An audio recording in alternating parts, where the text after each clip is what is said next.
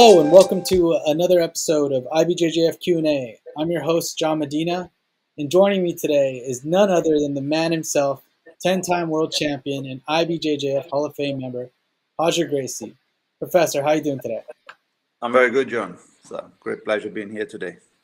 Awesome. So, let's jump right in. Let's get started. So, the first question I have for you today is, I actually had to do quite a bit of research to, hear your interviews and see your career and all the competitions you had. And one thing I learned was, being in the Gracie family, you guys start jiu-jitsu so young. Started right when you're born. Before you could even walk, they already start teaching some moves and stuff. But you didn't start taking jiu-jitsu seriously until like your teenage years, right? Like when you were blue, purple belt, you started to push it to make it a career rather than just a hobby. And you could even see in your old competition from back then, your mindset changed. You started to train harder, more frequently, and you started to win more tournaments around that time. Was this kind of a gradual change for you? Like the more you trained, the more you wanted to compete? Or was this like a flick of the switch where like your brain was like, all right, I'm ready to dedicate myself to the sport fully? It was more a flick of a switch, to be honest. Oh, really? Because as you know, my mom is Gracie. Even though that my father is has a big name in the sport, he was one of his best of his generation. He was super tough. He got his black belt the year I was born. Before I was 1 year old. But when Halls died, he kind of moved away slightly from jiu-jitsu, and for many years, he wasn't training much, and he never had his school in Brazil. So I always trained with my cousins, my uncles, but I never really had that feeling of what it is to have a life of jiu-jitsu, to own a gym, to teach, to wake up and go to the academy, sort of the jiu-jitsu lifestyle that a professor has it. Mm-hmm. So the first time I had that was when I went to the south of Brazil to spend my summer holidays with my uncle, Hillian and Crowley. And when I got there, my cousin Hollis he was living with Hillian. And Hollis is slightly older than me, I think by maybe 3 years, 2.5, 3 years. So I was 15, and Hollis was already 18. He was like a purple belt competitor. He was competing quite frequently. And for the 6 weeks or 5 weeks that I stayed with them, and I was like amazed. I was, we used to wake up. I was a bit out of shape back then. I wasn't training much. And then, Hilo would always do like super athlete training every day, going for runs. And then Hilo started putting in my mind, you have to lose weight. I started dieting while I was there. I was like exercising every day. I used to wake up in the morning, he used to send me for a run before breakfast, before anything. And then when I come back, we used to like eat, go to the waterfall, and then go to the academy, teach, and then talk about jiu-jitsu, exchange, to discuss what went wrong on training. So that was the first time I already, felt what it is to be to live through jiu-jitsu. And I love that, I had the feeling that, say, man, I love this. And, Hollis was already competing. It was like quite big already.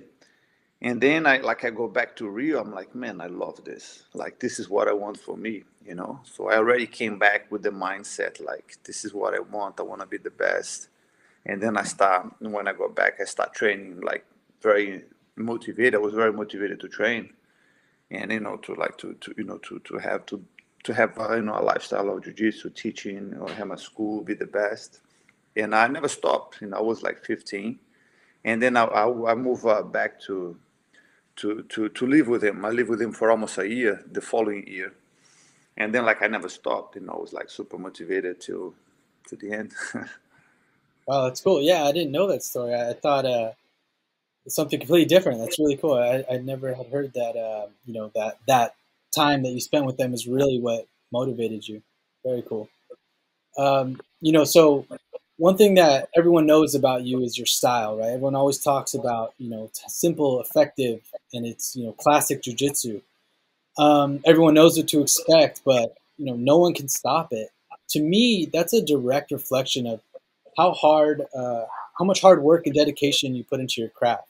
That 10,000 hours rule, right? What's your philosophy for how you develop your style? Are you someone who believes in constant drilling a particular move until you become an expert at it, or are you also like a situational sparring and concepts person? Uh, Drilling will not, it will not teach you how to make that technique work, to be honest, because there with no resistance, it's impossible to know, Hmm. right? You can drill the mechanics, but to learn how to apply it, you need resistance. It's impossible to learn without resistance. You can drill 10,000 times, but you will only be able to apply the move if there's live resistance against it. So you drill to learn the mechanics, but you need specific positional training to be able to apply each move. That's it's impossible without it. So I don't believe in drilling itself just for the sake of drilling. I think you can drill as a warm up. You can drill to learn the mechanics, but if you start doing too much, I think it kind of it plays against you. To be honest, because it's not the movement itself. You need resistance to be able to learn. So the drilling, in a terms of to learn how to apply the movement, it does not work. I think once you start doing too much, it actually plays a negative role into your game. Okay. Do you often put yourself and your students in like bad positions to help them, learn? I've been doing that my whole life. Yeah. That's funny. But that's why I think I have a good defense and offense. It's like how much time people spend training the mount position itself. Like if you look, people who've been training for 10 years, like how much time have you dedicated for the mount position?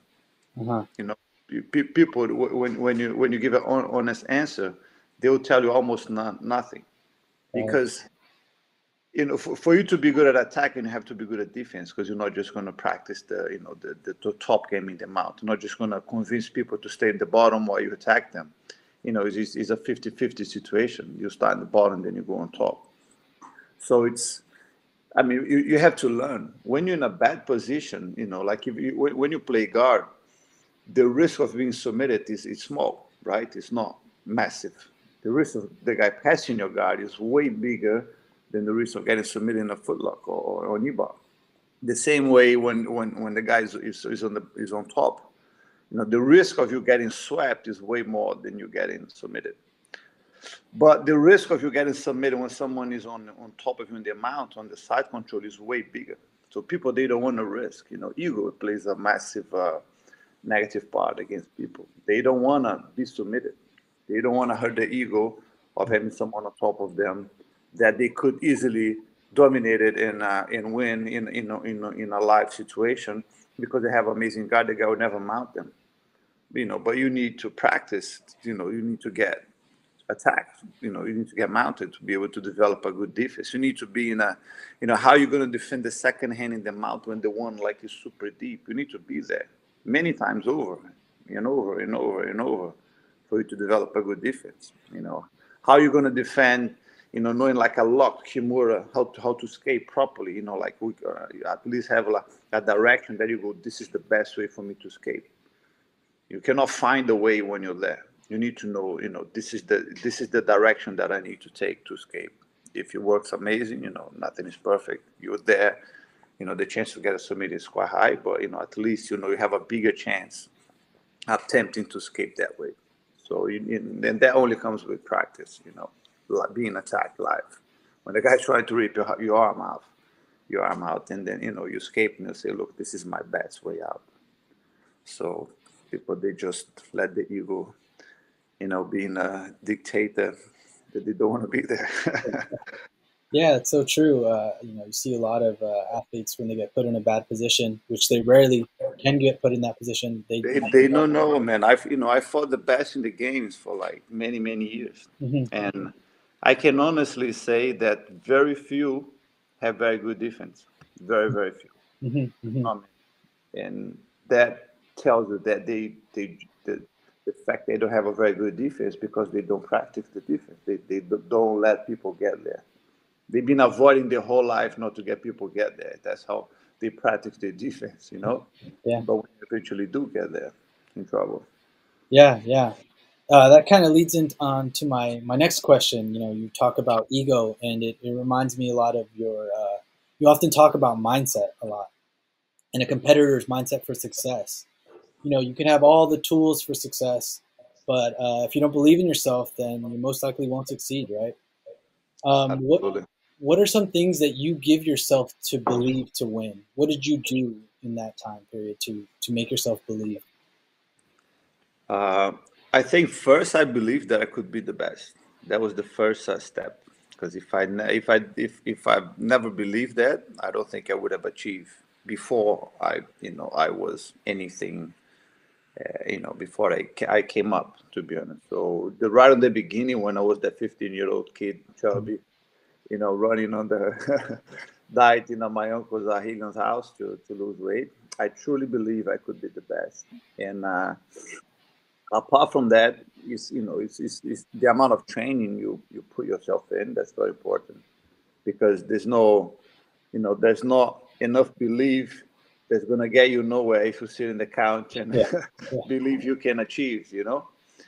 And I think visualization always played a big part into my strength in my mind strength. I think I always mentalize me always winning, always succeeding. Even before every match. When the match was coming up, I was training. Throughout my all the preparation. It's natural that your mind keeps taking you forward to the fight, to the match. Right?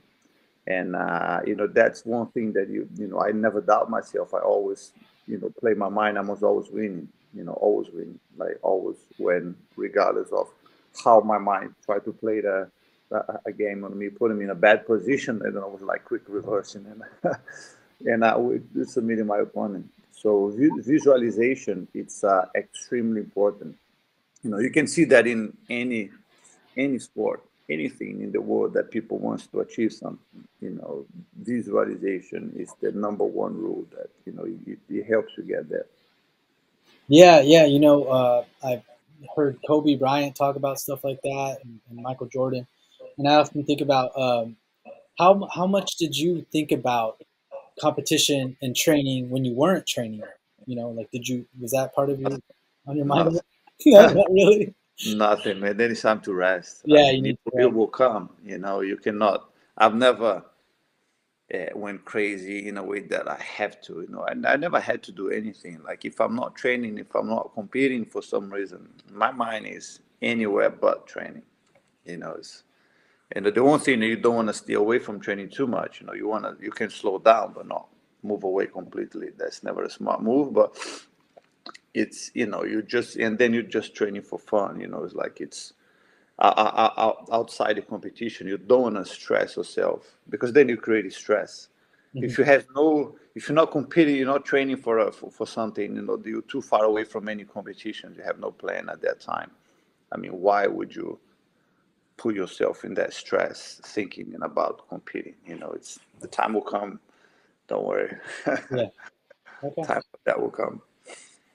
Sounds good. I saw you at Europeans, almost every day there, and you're coaching your students. And I'm sure you caught, some of the new black belts on the scene. Tainan Dalpra, Felipe Andrew, both had great tournaments. Tainan submitted all of his opponents to win middleweight. Felipe Andrew took double gold. But then there's also kids like Mika Galvao and the Rutolo brothers. And the reason why I mention these kids is because they seem to be, just going for the finish in all their matches.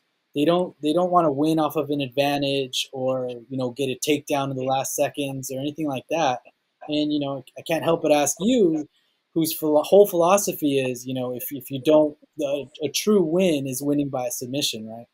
So what do you think of these new generations of Man, athletes? I think I'm watching them. I get like super pleased. It brights my eyes. watching kids like that coming up with that mentality when they're fighting. Because I mean, honestly, like I bore myself to death watching people trying to win by strategy and advantage like this. It takes my will to watch fights. If the guy's trying to win by advantage, then I mean, why would I watch the fight? There's nothing interesting going on because he's trying to score a takedown and install.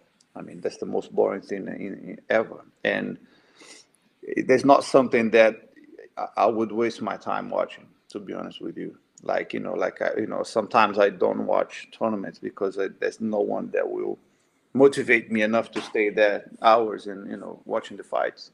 Mm-hmm. But watching these kids competing is like, wow, man, they're doing they're really going forward. So that's the spirit of fighting. You're there to fight, to win. And how can you prove you're a better opponent, you're a better fighter, by submission? If you win by advantage today, you might lose by advantage tomorrow. That does not mean if the small advantage, that can be reversed anytime, right? But a big advantage cannot. If I take you down, pass your guard, mount and submit me, how will you beat me next time we fight? Like I've just destroyed all your game. Mm-hmm. Like I completely dominated you. But if the fight was super hard in the end, I did a small advantage. I took you down and I was able to hold you, not to get swept in your guard for the rest of the fight. Next time, maybe you'll submit me or you will avoid that takedown. You can still reverse that decision, in later fights. Not if I tap you out. Like a quick submission, that's a small advantage. That's a small mistake, one mistake. If I take you down, pass your guard, take your back, and submit me, that's it. I'm way ahead of you. And that's what they're trying to prove. When you see those kids fighting, they're trying to really win the fight, dominate the opponent to prove they're the best. So they're really going for it, which is it's amazing to watch, and that's what fighting is all about, right? Right. Yeah. It's really refreshing to see. Actually, Yeah. it's cool. A lot more people are becoming more excited about these athletes, and rightfully so. They're getting the wins the way they should be getting the wins. Yeah, yeah. So now I want to break down one of your matches. Let me go ahead and link it up here. It's from. So let me give the audience a little breakdown of what this match is. So this is from your 2009 World Championship. It's in your weight class in the super heavy division. Quarterfinal versus Bruno Bastos. So this is you going for I believe your fourth and fifth world title, or actually maybe sixth and seventh. Let me check. 2009, it was the 7 and 8. 7 and 8. Yeah, So seventh and eighth world title. And the reason why I chose this match really is because it's a porrada, man. Like Bruno Bastos comes out really strong in the beginning, and I wanted to get your take on your defense because there's some really cool things that you do here. So let me go ahead and start it up here, and I'll fast forward just a little bit. So you pull guard, and then they center you guys up, and then Bruno stands up right away. And what are you trying to do right here right away? Let's hear your take on it. So I'm trying to do my favorite attack from close guard when the guys stand up. Is the lumberjack sweep, combining with the omoplata sweep. But more important, I need I'm getting a grip, because if he opens my guard and I have no control of none of his arms, that put me in a extremely weak position, which you can get an advantage inside my guard like very quickly. Very quickly he can come very close to passing. So he has to be stopped. Yeah, I have to be like a dominant grip when he opens my guard. See, that's like what I did, the lumberjack. And when they defend, I come back for the omoplata, but I lost the grip. I was trying to go for the omoplata sweep, and you realize he broke his grip. And because I have the lag, so I took like a split-second decision to go for that reverse sweep, because I'm like, he's gonna be, I can be in a bad position here straight away. So I flip back. Let me wind it And really quick. slapped him back. Yeah. which, you know, he did a very good job, like getting out of that, because it's like I'm on top of him, you know, that's a sweep. So I'm just trying to, you know, to go on my knees and to pin him on his back. Yeah, you don't want him to get you in a full crucifix, right? So you're No. trying Either at that position, it'll be hard for him to do so because my arms are very close to each other. So like I'm just about to turn towards him and get him to my knees. Yep. So you managed to get to your knees right here, and Yeah, he but had he's good still collar. hoping to attack the neck. Yeah, that's what I'm trying to do now. I'm holding his legs, you know, and he did like a very good job when he stepped over my body and just like ran out. Mm-hmm. Yeah. So then now I'm going to fast forward a little more. Now Bruno pulls guard this time. He jumps guard, and when he jumps guard, he tries to go for submission right away. Yeah, I think he was looking for my arm, Mm-hmm. trying Yeah. arm lock. Yeah, and I kind of threw myself down because I felt very dangerous of the leg getting over my head. Because, you Mm. know, I was like leaning forward to avoid the leg going over to, you know, to the arm lock, and that's got me slightly off balance at that time. And you kept your elbows in the whole time too, Yeah, yeah. never fully extending. And now it's kind of funny. You guys almost mirror each other, where now you stand up and try to open the guard right here, and Bruno capitalizes. He opens up really quick, Yeah, gets he his. did because he's very good in half guard. Like I tried to jump over his legs, and my leg got caught. And because I jumped, you know, my body went, and you know, my leg got caught, so yeah, I went off balance as soon as you know, he was trapping my leg, and he did a great job rolling back, which is, you know, he's known to have a good half guard. All And the Nobu and Yao guys. yeah, Right? yeah, and he did a very nice job sweeping me from there. Yeah, and then right here, I've seen you do this sweep two other times, I believe. Once against Marcelo Garcia, open class, and I can't remember the other time, but it's a really cool Yeah. sweep. Have you ever shown this before? Or? Many times, yeah. Yeah. That's one of my favorite sweeps from close guard because with my left hand, I'm holding his arm to prevent him grabbing my head. Because if his right arm goes over my head, he'll pin me on the floor. You know, he'll Right. pin me on my back, and he'll take all my mobility out. So I'm avoiding the best way I can that grip, and I'm reaching his belt. So I'm trying to force him to lean towards me. You can see he's kind of sitting back because he knows I'm kind of trying to sit up to create that reaction for him to come towards me. Do you have like a Kimura grip on the other side? No, I have one grip into his belt and one grip into his arm. Okay. And so the belt I used to pull him. And that just knocks him off balance a little bit. Yeah. Let's see that. So I get his whole body over mine and then I roll back. So that, you know, if you see my bottom leg, which is the left leg, I pull, you know, I use that knee under his butt to pull him. You see, I'm gonna stay. Yeah, see that leg bring him right over my body when he's over me, and then I can roll back. That's why he was trying to sit back, because he didn't want me to pull him over. Yeah. Then I tried to mount, but tried to kind of force them out there, but he did a good job pushing my leg back. Yeah. And then another thing right here that I see you do is you bring your head all the way down to the armpit. You don't just rely on your left arm. You use your head a lot right here. Yeah, because I'm trying to isolate the arm. Because if I can put my head under his arm, like right in his armpit, I can completely isolate the arm, so he cannot use the arm to try to block me anyway. And it's a great way to pin the opponent on his back. Because the arm, you know, it gives that turn. It can turn towards me. He can try to block my leg from mounting. But if I can place my head on his armpit, under the arm, I completely isolate the arm. That's a very good way to get past the half guard. Because then one of his arms is out. Yeah, and then you just kind of get your knee out, and that's when the head goes in the armpit right here. Right there. Yeah, because now he can no longer use the arm against my leg coming out. Now that's a very terrible position to be. Now another thing, so right here, you get the submission pretty quickly after this, but I noticed that you don't really climb your knees too high right here. You kind of stay a little closer to the hips. Um, I can't see from the angle, but is it an Ezekiel choke or do you remember? It says cross choke, but let's try to see Let's see. what it is. I'll tell you. I don't remember too.